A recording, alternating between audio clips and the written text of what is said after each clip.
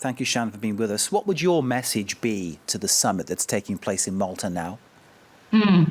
Good question. It's been important for Caritas Europa, a Catholic humanitarian and development organization that's been working on migration since its foundation, to really focus on the people and those in need. We're quite saddened and concerned about the extent of human suffering that the refugees and migrants are experiencing. So it would be important for us to compel the EU and African leaders to develop policies that are going to bear the people in mind and not just focus on facts and numbers.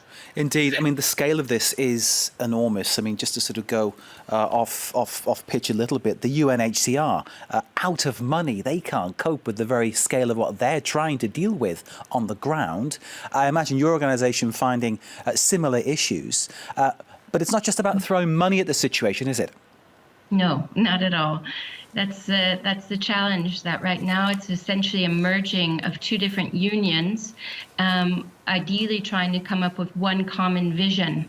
And from our perspective, the newly adopted UN Sustainable Development Goals would be an important way forward as they underline the positive role of development and migration.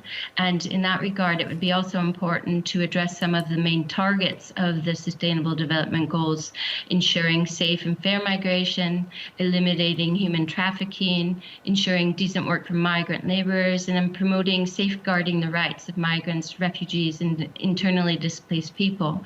And this is, of course, what many of the leaders in Valletta are trying to negotiate on, but it's the challenge of not focusing just on short-term solutions, but really thinking about development and cooperation to the medium and long term, and not just focusing immediately on geographic areas that are trying to scale up certain areas of intervention now because of the sense of urgency. It's about getting that very broad approach, but we've been reporting on places in Europe, Warsaw, just to name one. I'm not just picking on Poland, but it's where it's happened today.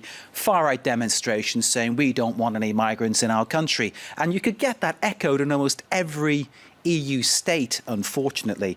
And I know you're here to be constructive, but would you share the criticism of the EU that it's acted slowly and not in a cohesive or cogent way?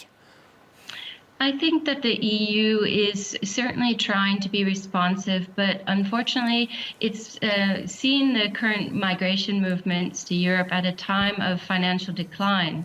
And that usually sparks an environment of xenophobia and anti-migrant sentiment.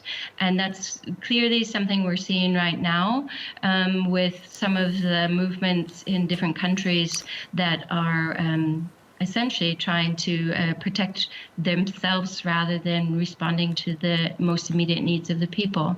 But to be fair, there have been many movements of people who are responding, very welcoming, providing blankets, providing basic hygiene packs. And I'm not just talking about the civil society organizations or humanitarian workers that are providing responses. And there are very positive examples in certain countries, such as Germany as well, that are taking great strides in trying to respond to the most vulnerable. Indeed, Shannon, when you see people responding like that, and often it is spontaneously, just communities coming forward and helping. It's been happening around Calais for many, many months now. We hear what you're saying there, hope for humanity and hope for the people in most need. Shannon Pfohman of Caritas Europa, thank you very much for joining us.